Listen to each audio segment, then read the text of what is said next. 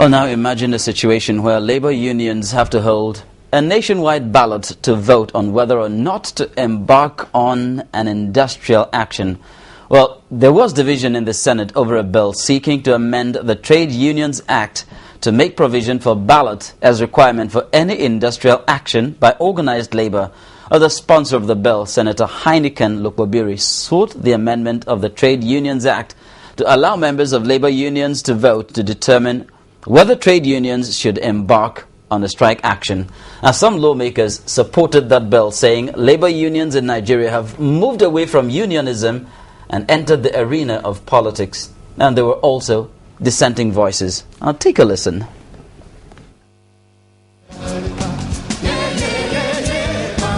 Lagos, January 9, 2012.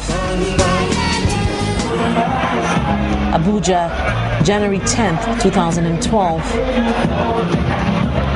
Industrial actions organized by labor unions. Young and old Nigerians in their thousands came out to protest against the government removal of fuel subsidy. But the Senate is questioning the process by which organized labor embarks on strike actions. Sponsor of the bill, Senator Heineken Lukobiri, explains that the proposed amendment provides that before labor unions can mobilize their members to take part in any industrial action, they should determine it through the ballot. You have a right to strike, but National Assembly made the law to protect employees who have the legitimate right when there's a legitimate trade dispute to now go on strike. But before you do that, in the spirit of democracy, there has to be some measure of consensus. And the only way that can be done is for a ballot to be introduced. Supporting the bill, Senator Ayogweze argues that nobody was contesting the right of organized labor to get employers to honor its obligations to workers. But organized labor, more often than not, has operated beyond its bounds. Some other lawmakers also pointed out that organized labor had lost its track by dabbling into political issues. When there's a policy of government, for instance, that does not directly affect your condition of service or is not part of the rules of engagement, we have seen that labor has more often than not always veered off and champion such matters. That vote will ensure that all the workers are part of a decision to say yes, go on strike, or no, don't go on strike. However, the bill met strong opposition. The first shot was fired by Senator Femi Lalei, who argued that the bill seeks to deny workers the right to assemble. Other lawmakers noted that there is no way organized labor would go on strike without the support of majority of its members. We should not, in this our flagging democracy, shut the only window by which our people give vent to their feelings. I speak this as a member of the union, and I know that if there's going to be a strike, members are invited across the country, they sit down, it is debated, and when there's division, they ask if you're in support, raise up your hand, and somebody does the counting.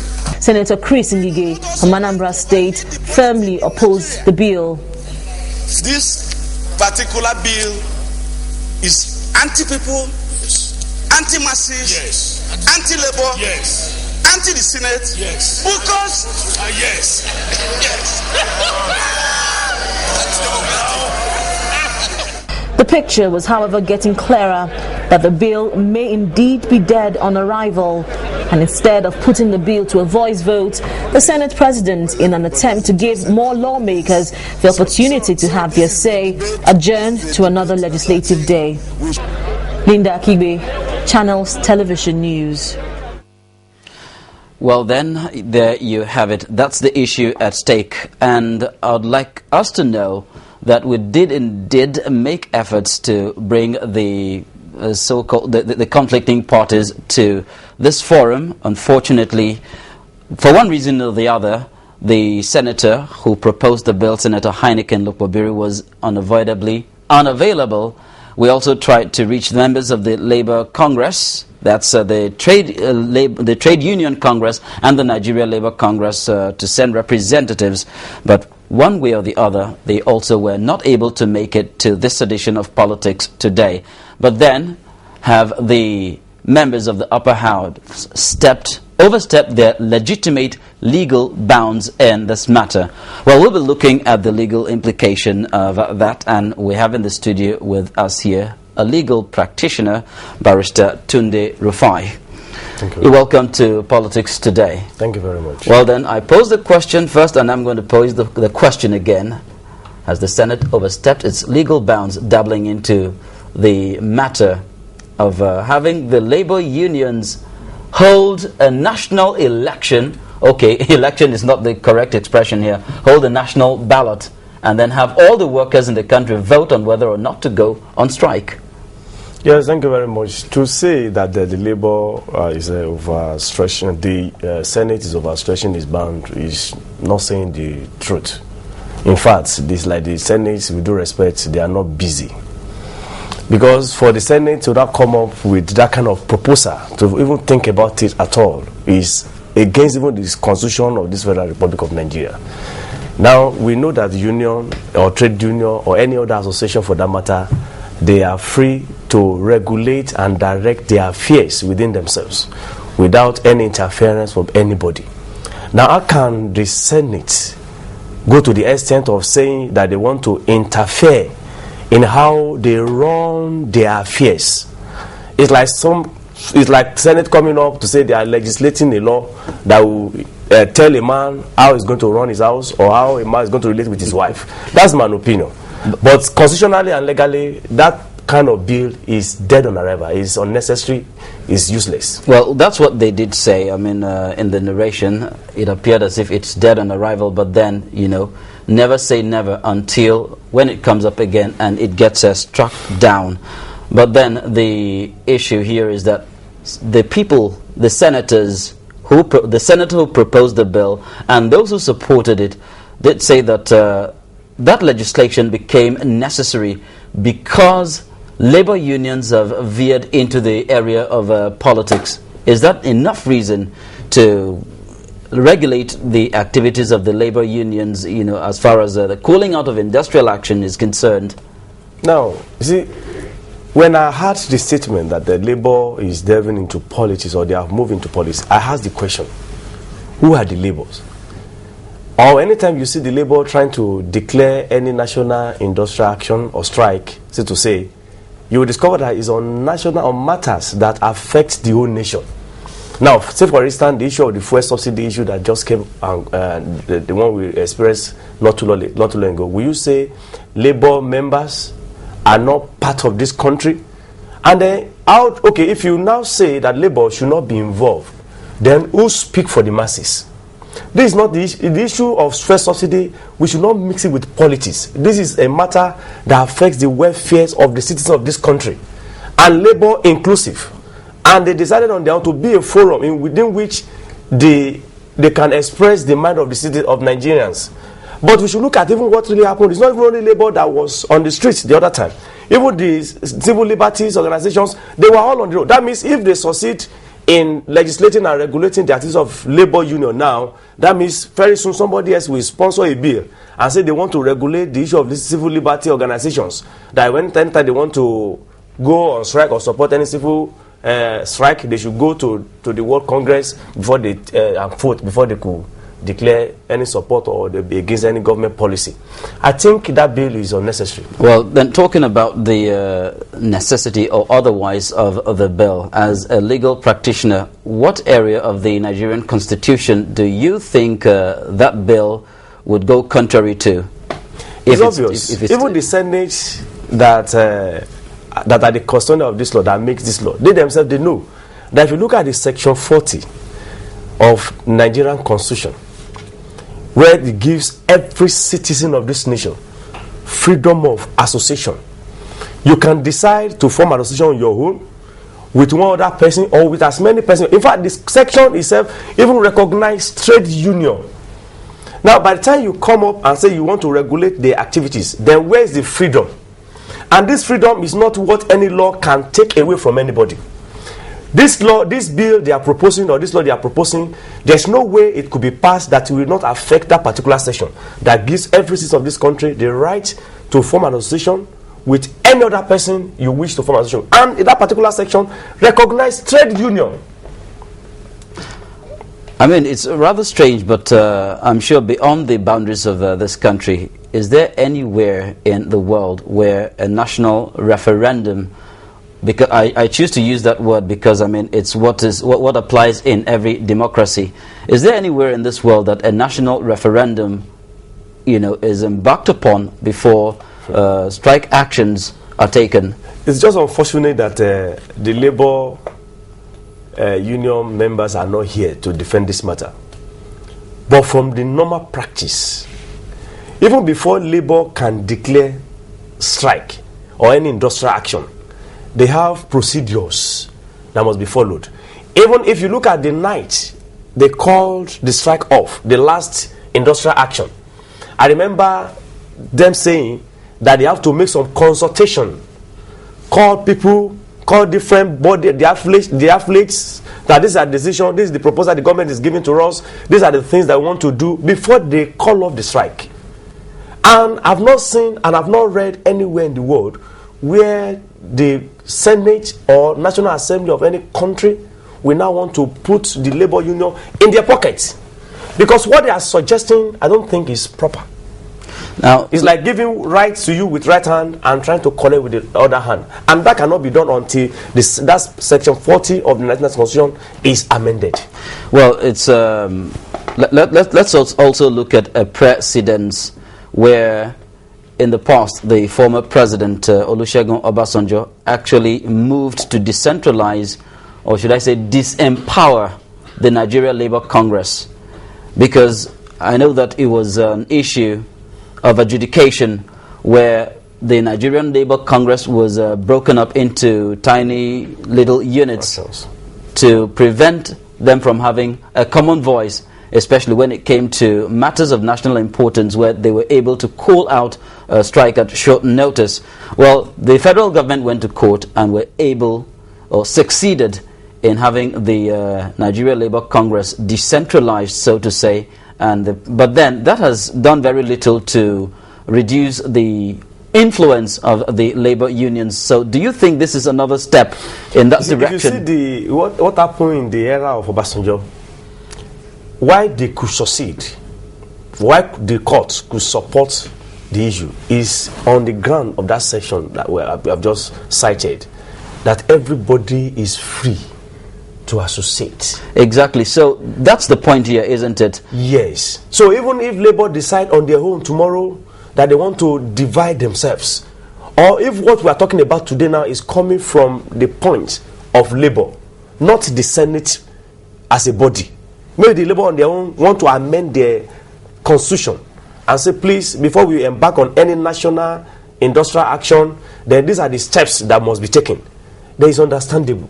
Not the chamber coming up with this proposal. Now, is it the reason why you see most governments coming up with the issue of dividing labor, making law to regulate them, is just because they don't want the public to have a voice? Well, you see, what the senators were saying, I mean, it makes sense that every Nigerian worker has a right, his or her own inalienable right, like you said, the right of association, whether or not to join any industrial action. Because really, I mean, there are times when these industrial actions would affect either work or business negatively, So as far as the proponents of the bill were concerned, it's more like, now every Nigerian worker who belongs to a trade union or a labor union should have a say in the matter whether or not we should go on strike. So every individual must agree, or at least the majority should carry the day. Then if that is the position of the Senate, then it's very simple. I wish they succeed with that law. Then the Senate will see the reaction of it. In the sense that means we all elected the senators and the House of Rep to represent us, because we have having over 150 million Nigerians. All of us cannot sit at the Senate chamber to make law. That's issues comes up, we feel whatever they are saying there, they are representing us. And that's why whenever they pass any law, we believe that they are speaking for us. And that's why we elected them there, the people that are there. Now, if you are not saying that when it comes to the issue of taking decision for an association, that every member of that association must be there to talk, then what is the need? Why do they now elect the people they call the executive who are there to take decision for them? I don't know whether you understand what I'm saying. Because if you look at it, the Senate there, that the Senate, we are the one that elected them to be there. Yes. The member of the association, they are the one that elected the executives to be there to take decisions for them. Now, if you are not saying that the association members should be involved in decision making at this stage, then of course the Senate are telling us that Nigerians should also be involved. Which association are you referring to here? I'm talking about like your question said, that they want a situation whereby every member of the association will have a say. Every single individual, not just every association. Every single individual. Yes, that's what I'm saying. That when you are saying that every single individual, do they know how big Nigerian Union Labour is? We're talking about Nigerian workers here. Nigerian workers general. That's what I'm saying. They have a body. They have an association that's okay. All of us cannot be talking. All of us cannot be fighting for the welfare of our workers. Let us form an association. In this association that we have formed, let's appoint executives that will be speaking and talking for us.